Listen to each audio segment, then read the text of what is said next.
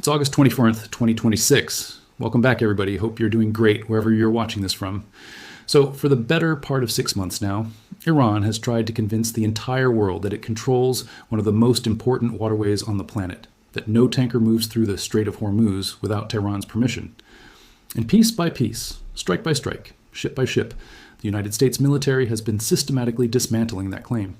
Today, we're walking through exactly how that happened, what it actually took, and why Iran's grip on this waterway is a lot weaker right now than the regime wants anyone to believe. Here's what we're covering today: the exact moment Iran thought it had seized control of Hormuz and what that grip actually looked like in practice. The airstrike campaign that specifically hunted down the naval commander running that blockade. The mine-clearing operation that stripped away one of Iran's cheapest and most effective weapons. The naval blockade the United States threw right back at Iran in response. The dramatic June reopening that proved the grip had already cracked. The collapse in July that showed Iran clawing back out of pure desperation. And the raw numbers that show exactly how much this entire campaign has cost Tehran, in dollars, in ships, and in credibility. So stick around, because by the end of this video, you're going to understand exactly what it took to break a grip that Iran spent decades building. Let's start with what Iran's grip on the Strait of Hormuz actually looked like at its peak, because you need to understand how real this threat was before you can appreciate how thoroughly it's been broken. The Strait of Hormuz sits between Iran and Oman, and on a completely normal day, roughly a quarter of the entire world's seaborne oil trade passes through it, along with massive volumes of liquefied natural gas. The International Energy Agency put the pre-war average at around 20 million barrels of crude oil and refined products moving through that waterway every single day, with countries like Iraq, Kuwait, Qatar, and Bahrain almost entirely dependent on this one channel to get their oil to global markets at all. Before this war, somewhere between 100 and 130 ships transited the strait daily, everything from massive supertankers to LNG carriers to ordinary container vessels. When the United States and Israel launched their joint strikes against Iran on February 28th, assassinating Supreme Leader Ali Khamenei, and a long list of senior officials in the opening hours, Iran's response was immediate, and it was specifically designed to hurt the entire world's economy at once. The Islamic Revolutionary Guard Corps issued warnings forbidding passage through the strait entirely, started boarding and attacking merchant ships, and began laying sea mines across the waterway. Traffic through Hormuz collapsed almost overnight, dropping from around 100 ships a day to just 6 ships a day within the first week of the crisis. That's the grip we're talking about. Iran managed to choke off a quarter of the world's oil trade using nothing more than threats, a handful of attack boats, and mines that cost as little as $35,000 each to produce. And here's why that specific combination of weapons was such a devastating choice for Iran to make, even though it's one of the cheapest arsenals in modern military history.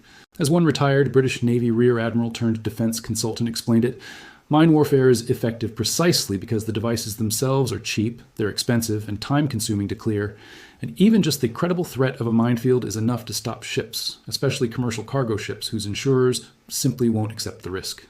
Iran didn't need to sink a single tanker to accomplish its strategic goal. It just needed enough uncertainty in the water to make every shipping company and every insurance underwriter on the planet nervous enough to reroute their vessels elsewhere or refuse to sail at all.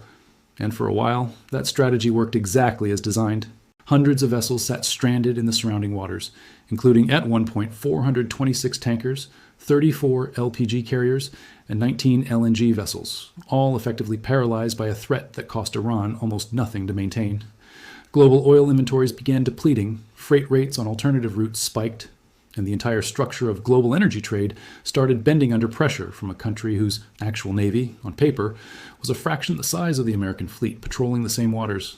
So let's talk about how the United States actually went about breaking that grip, because it happened through a deliberate, multi-pronged campaign that targeted every single pillar holding this blockade together. Not through one single dramatic strike, but through a sustained, months-long effort that attacked the problem from several directions simultaneously. The first pillar was leadership, because a naval blockade doesn't run itself. It runs through a command structure, and the United States and Israel went straight after the man at the top of that structure. On March 19th, the United States began a dedicated aerial campaign specifically against Iranian targets connected to the strait closure, an operation aimed at destroying Iranian naval vessels and drones that were actively targeting commercial shipping. That campaign included a strike that killed Alireza Tangsiri, the naval officer who had been personally overseeing Iran's blockade of the Strait of Hormuz, a strike Israel's own defense minister publicly credited with dealing a significant blow to the IRGC's ability to coordinate maritime operations. Think about what that actually means strategically. You don't just destroy boats when you're trying to break a blockade. You destroy the specific person whose entire job is planning and executing that blockade. Because command and control matters just as much as hardware in a campaign like this. Removing Tangsiri from the equation didn't just cost Iran one officer. It created a leadership vacuum at the exact moment Tehran needed coordinated decision-making the most, forcing whoever inherited his responsibilities to essentially relearn the operational picture from scratch in the middle of an active war. The second pillar was the mines themselves, and this is where the U.S. Navy ran one of the more technically impressive operations of this entire war. U.S. Officials told CBS News that American intelligence had identified at least a dozen underwater mines placed in the waterway, including a moored device called the Maham-3 and a seabed resting device called the Maham-7, both manufactured domestically inside Iran as part of what analysts describe as one of the largest and most diverse mine inventories anywhere in the Middle East. These weren't the visible, spiky mines you picture from old war movies either. They were designed to sit invisibly on the seabed or moored just beneath the surface, triggered by subtle changes in water pressure or the acoustic signature of a passing engine, making them genuinely difficult to detect through conventional means. Rather than setting human divers into direct contact with these devices the way naval mine clearance traditionally worked for generations, the Navy leaned heavily on autonomous underwater vehicles, robots that could survey entire shipping channels in a fraction of the time it would take manned minesweepers, absorbing whatever risk existed without putting a single sailor's life on the line. On April 11th, U.S. Central Command confirmed that two Navy-guided missile destroyers, the USS Frank E. Peterson and the USS Michael Murphy, transited the Strait of Hormuz specifically to demonstrate that safe navigation was possible, sending a clear signal that American forces were no longer treating this waterway as Iranian territory to be avoided. Admiral Brad Cooper hailed that moment as a genuine turning point in the broader war effort. And additional dedicated mine countermeasures ships, including the USS Sentry, Devastator, Pioneer, and Warrior, arrived to bolster the Fifth Fleet on a 7-month deployment specifically built around clearing this exact threat, alongside the USS Chief and USS Pioneer, which had to be rushed back into the region after having been withdrawn just months before the crisis erupted. The third pillar, and arguably the most financially devastating one for Tehran, was the naval blockade the United States threw right back in Iran's face. On April 13th, the United States imposed a full naval blockade on Iranian ports, following the collapse of a round of negotiations known as the Islamabad talks. Think about the symmetry of that move for a second. Iran had spent weeks trying to blockade the world's access to its neighbor's oil by threatening Hormuz. The United States responded by blockading Iran's own access to the global economy directly, essentially mirroring the exact tactic Tehran had tried to use, but backed by a navy that Iran had no realistic way of matching ship for ship. On April 23rd, President Trump ordered the Navy to destroy any Iranian boats caught in the act of laying mines, a direct standing order aimed at stopping the mine-laying campaign at its source, rather than just cleaning up after it. By the numbers, that blockade proved to be a genuinely enormous drain on Tehran's finances almost immediately. According to tracking data, the blockade cost Iran an estimated $500 million daily, with roughly 85 vessels intercepted by CENTCOM and 3 ships ultimately seized outright, though Lloyd's List separately estimated that around 26 vessels still managed to bypass the blockade through various evasive maneuvers. $500 million a day. Run that number for even a single month, and you're talking about $15 billion in lost revenue for a government that was already bleeding money on every other front of this war, a government struggling to even pay its own soldiers on time. Now, here's where the story gets genuinely interesting. Because breaking Iran's grip didn't happen in one clean motion, it happened through a repeating cycle of escalation and de-escalation that, over time, consistently tilted further and further in America's favor. On April 8th, Hess and Iran agreed to a 2-week ceasefire less than 2 hours before a deadline President Trump had set, and vessel movements actually resumed that same day, with the Greek-owned bulk carrier NJ Earth and the Liberia-flagged Daytona Beach transiting the strait after departing Bandar Abbas. Secretary of War Pete Hegseth reinforced that moment publicly, saying he believed the ceasefire would hold and stating plainly that commerce would now flow through the waterway unhindered. But that reopening turned out to be fragile almost immediately. Iran's own foreign minister announced the strait was reopening on April 17th, only for the Islamic Revolutionary Guard Corps to reverse that decision and announce it shut again just one single day later. The White House responded forcefully, with Press Secretary Caroline Leavitt telling reporters that any closure was completely unacceptable and that President Trump wanted the waterway accessible to tankers without any limitations at all, including tolls. The United States backed those words with action, seizing an Iranian-flagged cargo vessel on April 19th, making it clear that Washington wasn't going to simply wait around for Tehran's internal politics to sort themselves out. Then came the moment that genuinely demonstrated just how far Iran's grip had already been broken. On June 17th, the United States and Iran signed a memorandum of understanding to end hostilities. And this time, tanker traffic didn't just trickle back, it surged. Trade intelligence firm Kepler reported that at least 20 oil tankers crossed the strait in the days after the reopening began, with transits on a single Thursday hitting the highest level recorded since June 2nd. 25 ships transited Hormuz that day when you counted cargo vessels, container ships, and other classes alongside the tankers, with traffic described as broadly balanced, 13 crossings moving west to east and 12 moving east to west. 3 supertankers from Saudi Arabia and 1 from the United Arab Emirates crossed that single day, each capable of hauling up to 2 million barrels of oil at once. And here's the detail that really tells you how much the strategic picture had shifted. Iranian supertankers, which had been going dark throughout the war, switching off their tracking transponders to avoid detection, started switching those transponders back on.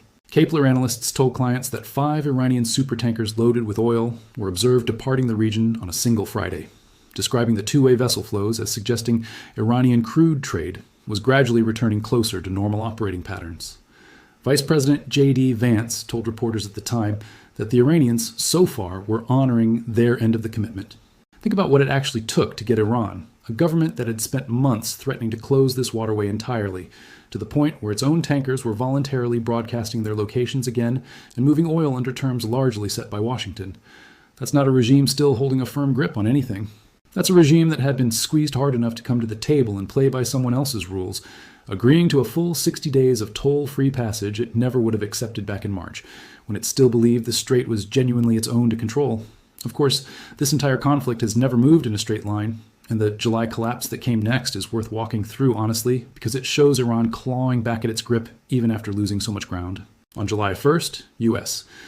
and Iranian negotiators traveled to Doha, Qatar, for indirect negotiations, with delegations reportedly making positive progress. 6 days later, on July 7th, Iran fired on 3 commercial vessels in Oman's territorial waters near the Strait of Hormuz, and U.S. Central Command responded by launching what it called punishment strikes against Iran. The Islamic Revolutionary Guard Corps claimed it had launched attacks at 85 separate U.S. military targets across Bahrain and Kuwait, and President Trump, speaking at the NATO summit in Turkey, declared the Memorandum of Understanding over. But here's what's important to notice about this entire episode. Iran's escalation wasn't a demonstration of renewed strength, it was a demonstration of desperation. This was a regime that had already lost its supreme leader, lost its naval blockade commander, lost its mine-laying advantage, lost $500 million a day for weeks on end, and was still choosing to fire on commercial vessels, rather than accept the terms of an agreement that had actually started restoring some normalcy to its own economy. That's not the behavior of a government confident in its grip on this waterway. That's the behavior of a government that knows its grip has already been broken and is lashing out because threats and violence are the only leverage it has left. Let's talk about the raw numbers across this entire crisis, because when you add them all up, they tell an unmistakable story about who actually controls this waterway right now. The human and material cost across this crisis includes at least 1 tugboat sunk, more than 17 merchant ships damaged, of which 7 were ultimately abandoned entirely, 2 merchant ships captured outright, 12 seafarers killed or reported missing, and 1 port worker killed with 2 more wounded in an incident in Bahrain. Iran retaliated against the American blockade by seizing 2 cargo ships of its own, a fraction of what CENTCOM was pulling off the water on the American side. And here's a number that really puts Iran's remaining capability in perspective. China's 2 largest state tanker operators together, controlling over 100 very large crude carriers and roughly half of China's entire pre-war Middle East crude imports, have reportedly been keeping their fleets out of both Hormuz and the Bab el-Mandeb Strait entirely, acting on direct guidance from Beijing. When the world's single largest crude importer starts deliberately routing its own state-controlled tanker fleet away from a waterway altogether, that tells you something the propaganda coming out of Tehran never will. Even Iran's most important trading partner doesn't trust that Tehran's grip on this waterway means anything anymore. And that lack of trust from Iran's own closest ally is arguably a more damning verdict on the regime's actual control than anything the American military has said publicly. Now let's talk about where things stand right now, because this is genuinely the clearest evidence of how thoroughly that original Iranian grip has been dismantled. Just 2 days before this video, on August 18th, President Trump posted directly, stating that the naval blockade remains in full force and effect, that the Hormuz Strait is open and operating, and that all water mines have been removed or detonated. Iran's own IRGC, for its part, publicly denied that any back-channel talks with the United States were even taking place, And here's the part that should genuinely settle the debate about who holds the actual grip on this waterway right now. It isn't Iran making unilateral declarations about the strait's status anymore. It's the United States. Iran spent the opening months of this war trying to dictate terms to the entire world through threats and mines. Now it's the American president posting updates about blockade enforcement and mine clearance status, while Iran's own government is reduced to denying reports about secret talks, rather than issuing ultimatums about who gets to sail through international waters. That is, in the most literal sense possible, exactly what breaking a grip looks like.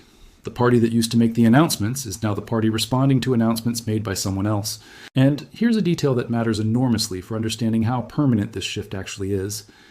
Independent tracking services monitoring this crisis in real time have documented that even during periods of active conflict, when tanker traffic through Hormuz drops dramatically, that drop is now happening because of American naval enforcement and Iranian desperation attacks, rather than because Iran genuinely controls access to the waterway the way it claimed to back in March. There's a fundamental difference between a waterway that's quiet because a hostile power controls it, and a waterway that's quiet because two militaries are actively contesting it, while one side clearly holds the operational upper hand. Back in March, Iran held genuine, uncontested control. 6 ships a day moving through a corridor Tehran had effectively sealed off through pure intimidation. Right now, whatever traffic disruptions exist are happening in a waterway, where American destroyers transit freely, where autonomous mine-hunting drones have swept the channel repeatedly, where the U.S. Navy maintains an active blockade specifically targeting Iranian vessels, and where Iran's own naval blockade commander has been dead for months.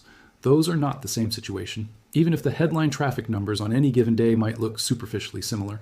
Let's also talk about the broader strategic reasoning behind why the United States chose this specific combination of tactics to break Iran's grip, rather than something more dramatic like a full-ground assault on Iranian coastal defenses.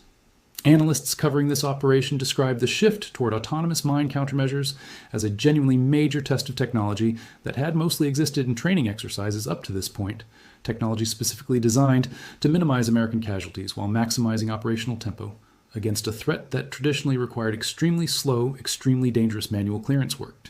That approach mattered enormously for the broader political sustainability of this entire campaign.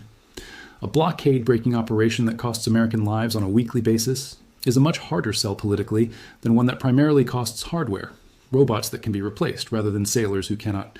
By leaning into autonomous systems for the mine clearing piece specifically, while using conventional air power and naval assets for the blockade enforcement and command structure targeting, the United States built a campaign that could sustain itself for months without generating the kind of casualty numbers that typically force a war-weary public to demand withdrawal.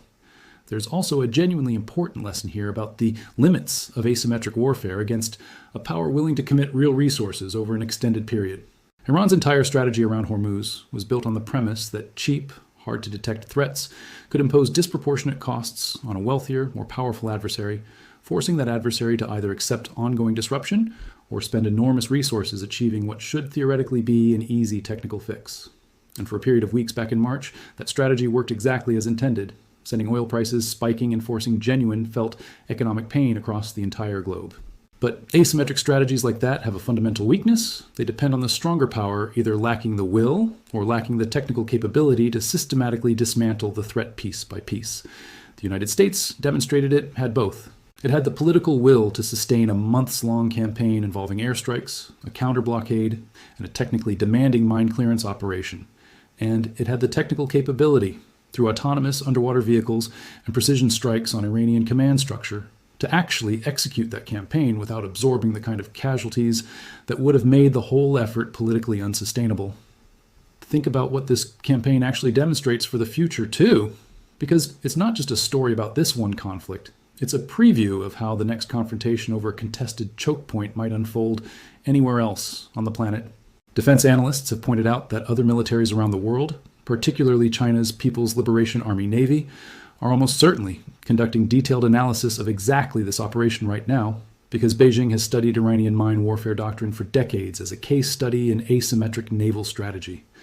For Chinese strategists, specifically eyeing the Taiwan Strait and South China Sea, both shallow, geographically constrained waterways with heavy commercial traffic remarkably similar to Hormuz, the lessons drawn from watching Iran's grip get systematically broken here are going to shape their own calculations about whether mine warfare against a determined, technologically capable adversary is actually as effective a strategy as it looked on paper before this conflict started. If the takeaway from Hormuz is that autonomous mine countermeasures, precision command structure strikes, and a sustained counter-blockade can break even a well-prepared mining campaign within a matter of months, that fundamentally changes the risk calculation for any power considering a similar strategy in their own contested waters. Russia's own experience with drone-enabled maritime mining in the Black Sea throughout its war in Ukraine only adds to the sense that this specific case in Hormuz has become a genuine, closely watched reference point for how mine warfare plays out against a technologically superior opponent that's willing to commit sustained resources to breaking it. So let's tie this whole story together, because when you step back and look at the full arc of this crisis from February through today, the picture is genuinely unambiguous. Iran started this conflict by seizing what looked like an incredibly powerful grip on one of the world's most important waterways, using cheap mines, aggressive rhetoric, and a handful of committed naval assets to choke off traffic that the entire global economy depends on. The United States responded with a methodical, multi-pronged campaign that attacked every single pillar of that grip simultaneously. It killed the commander running the blockade. It swept the mines using autonomous technology that minimized American risk. It threw a counter-blockade right back at Iran that's cost Tehran hundreds of millions of dollars every single day. It stayed in effect. And it demonstrated, through repeated destroyer transits and an eventual traffic surge following the June agreement, that American naval forces could move through this waterway on their own terms, regardless of what Iran claimed about its own control over the passage. Yes, this crisis has continued to flare up repeatedly, with attacks, seizures, and diplomatic collapses punctuating what's been a genuinely messy, non-linear 6 months. Nobody watching this conflict honestly should claim the situation is fully resolved or that Iran has been rendered completely toothless in these waters. There are still mines that may not have been found. There's still a submarine mine-laying capability that analysts couldn't confirm had been fully destroyed. There are still armed attacks on commercial vessels happening even now, in mid-August, well after the president's declaration that the strait is open and all mines have been cleared. But none of that changes the fundamental strategic reality underneath all of it. Iran no longer holds the kind of uncontested, unilateral grip on this waterway that it held back in early March, when 6 ships a day were the only traffic Tehran allowed through a corridor it had effectively sealed off through raw intimidation. What exists now is a contested space where the United States maintains persistent naval presence, active mine-hunting capability, and a counter-blockade that's actively bleeding Iran's economy, while Tehran is reduced to sporadic attacks and denials of diplomatic contact, rather than the sweeping, confident closure orders it was issuing back in the opening weeks of this war. That's what breaking a grip actually looks like in modern naval warfare. It doesn't necessarily mean total, permanent silence in the water. It means shifting who holds the initiative, who's making the announcements, who's absorbing the financial cost, and who's forced to respond to the other side's moves rather than dictate terms. By every one of those measures, the balance in the Strait of Hormuz has shifted decisively away from Tehran and toward Washington over the course of this year, even accounting for the genuine setbacks and continued violence that have marked this crisis practically every single month since it began. So, where does this actually leave things heading into the rest of this year? Watch whether Iran attempts another major escalation in the water, because every time it's tried that so far, the response has been swift, targeted, and has ultimately cost Tehran more than it gained, whether through lost commanders, lost revenue, or lost credibility on the world stage.